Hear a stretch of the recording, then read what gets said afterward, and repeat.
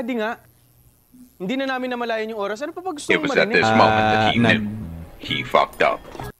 Gusto naming malaman, ano bang ginagawa mo pag madilim? Group study nga. Hindi na namin namalayan yung oras. Ano pa gusto It mong was at marinig? this moment.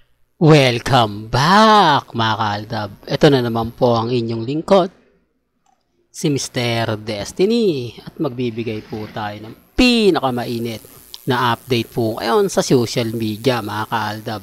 Ito na naman po yung pinag-uusapan at talagang trending na trending mga kaaldab. Yung tanong kay Alden Richards. Nakakatawa naman po kasi yung tanong, anong ginagawa mo sa dilim? Common sense na lang po mga kaaldab. Di po ba? Pero gaya na sinabi natin, depende pa ito sa mga naging senaryo o naging komento nga po sa social media. At dito naman po mga kaaldab, talagang Paulo, Mengay, Alan, sila po talaga yung laging pinag-uusapan pagdating po sa social media. Natatawa lang po tayo kapag kumbaga nasisingit po si Congressman Spotted. Wala naman po talaga. Kita nyo yung mga edited picture, edited video. Bakit nga po ba nila ginagawa yan? Ano nga po ba ang rason kung bakit po nila yung ginagawa? Di po ba? Sa mga nagre-react, sa mga nagko-komento, nire-respeto natin yan at ginagalang. Sabi ko nga po sa inyo dito sa channel ni Mr. Destiny, ano man po, pabor man sa akin o hindi, kailangan nyo pa rin malaman yan. Di po ba?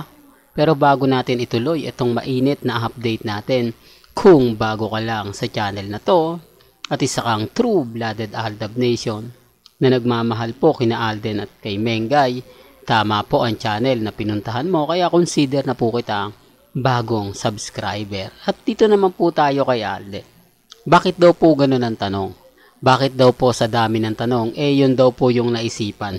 Di po ba? Ang dami pong, medyo ginawa na lang po natin ng, kumbaga kasi iba naman po talaga yung sinagot ni Alden. Pero kahit pa paano natagalan po siya sa pagsagot niya. Parang napaisip po siya no?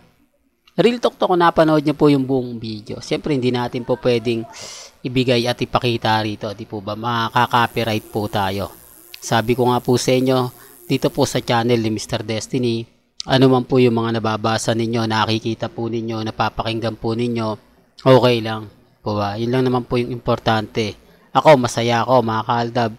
Lalo na nga po kapag ang pinag-uusapan natin ang real life couple. Di po ba? Kaya doon sa mga taong nagko-komento ng ganito, ganyan, etc. etc. Okay lang. Di po ba? Basta ang importante lang po kung ano yung napapakinggan po ninyo, napapanood po ninyo, normal na lang po yan. Ngayon, ang daming edited picture na pinopost na sabi ko nga po sa inyo, di po ba, na may maglalabasan na naman pong mga video na magkasama nga po si Mengay, si Congressman Spotted sa birthday ni Mati. Kasi sabi ko nga po sa inyo, si Mati po ang isa sa pinaka-paboritong pamangkin ni Mengay. Kung matatandaan nyo nga po, di po ba, sa Japan na pumunta sila sa Jurassic Park na kung saan masayang-masaya nga po si Mati. Pero pagka labas nga po ay galit na galit na. Di po ba? Sinasabi ko lang po yung kumbaga pinag-uusapan kung ano yung mga nagiging komento, kung ano yung ako mga kaaldab, sabi ko nga po sa inyo, dumedepende po tayo sa mga sinasabi po nila. Di po ba? Kaya nga po ako masayang masaya sa mga nakakalap nating impormasyon. Ako, sabi nga po ng mga iba, bakit ko daw po pinapakita yung mga edited picture ni Congressman Spotted at ni Mengay? Bakit ko daw po pinagmamalaki pa? Hindi po, ginagawa ko po yun. O ginagawa ko po ito para po sa mga mami, sa mga titas, sa mga kumbaga nalulungkot sa kasalang Mengay at Congressman Spotted. Para lang po ipakita ko sa kanila na tuloy rin pa rin po yung edited, tuloy pa rin po yung mga picture na mapapaisip po kayo. Di po ba? At saka doon na rin po sa mga baguhan at dumadaan sa channel ko, sa mga nagsasabing fake news ako, di po ba? Normal lang po yun. Pero ang hindi normal, yung laging ginagawa nila. Tapos bumabaliktad pa yung sitwasyon. Ako daw po yung binabayaran para ituloy ko daw po yung pagbablog sa Aldab. Dahil kung titignan nyo naman po, kung gusto ko rin naman po daw bumaliktad at mag-update ng iba, kayang-kaya ko naman daw. Di po ba? At syempre, dadami rin ang followers mo at yung mga subscriber mo. Pag iba na, di po ba? Umaayon ka na sa mga netizen. Tapos mas marami pa po akong update kaysa sa mga ilang armin. Yung mga armin hindi naman po nakikita at hindi naman po ganong kumakalat. Parang exclusive lang ito sa mga ilang armin. Tapos minsan ako pa po yung nagpapakita po sa kanila. Sabi nga ng iba mga kaaldab, Mr. Destiny, wag mo nang i-post yan dahil sa'yo nagkakaroon sila ng mga update dahil sa'yo.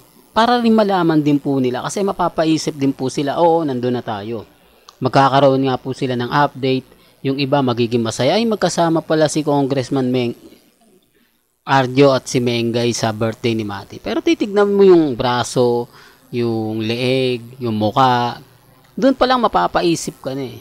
Sinasabi ko lang po ito para po sa kaalaman ng lahat.